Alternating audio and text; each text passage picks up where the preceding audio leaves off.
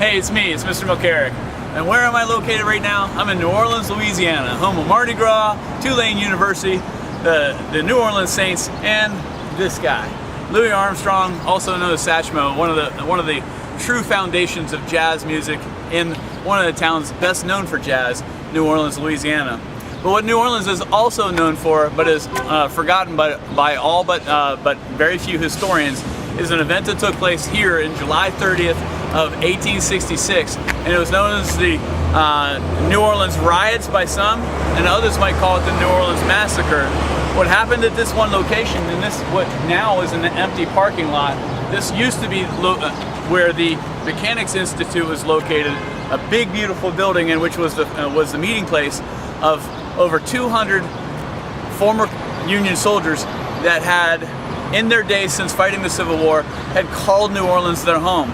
And while the President, Lincoln, had given them their freedom, the right to vote was something now that African Americans had hoped for, and now they were campaigning and they were petitioning for the right to vote here in New Orleans, a city that had been primarily a Union stronghold since the beginning of the Civil War. Few big problems that had come into play. Lincoln has been assassinated, Andrew Johnson's taken over, and the mayor of this town, a guy by the name of John T. Monroe, was the mayor before the Civil War and was now the mayor again after the Civil War had ended. And with him coming back into power, he did not like the strength and the power that African Americans had in his city. So in this one particular location, in this meeting place, there were demonstrations by African Americans fighting for the right to vote, to which then John T. Monroe decided to go to the local police departments and also went to local townspeople and former Confederate soldiers and asked them to meet here at this location to basically quell the demonstrations that were taking place and to be able to basically knock them down.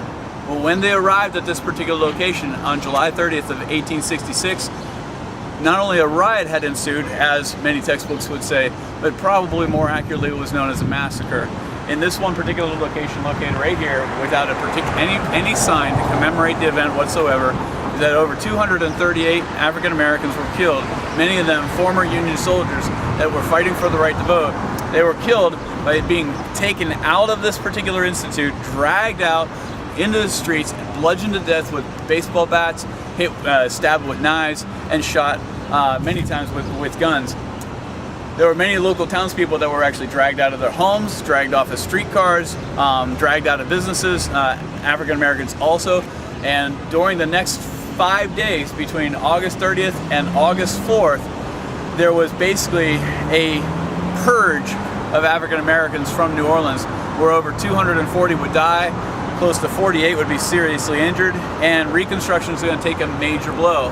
Andrew Johnson, not having lifted a single finger to keep this thing from happening, actually refused to respond whenever Union forces had telegraphed saying that there was an event taking place here in town, and Union forces were asked if they were to come help and to rescue those that were basically in trouble.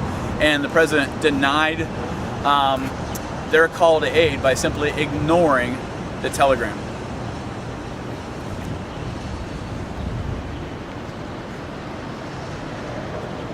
Shoot different pieces.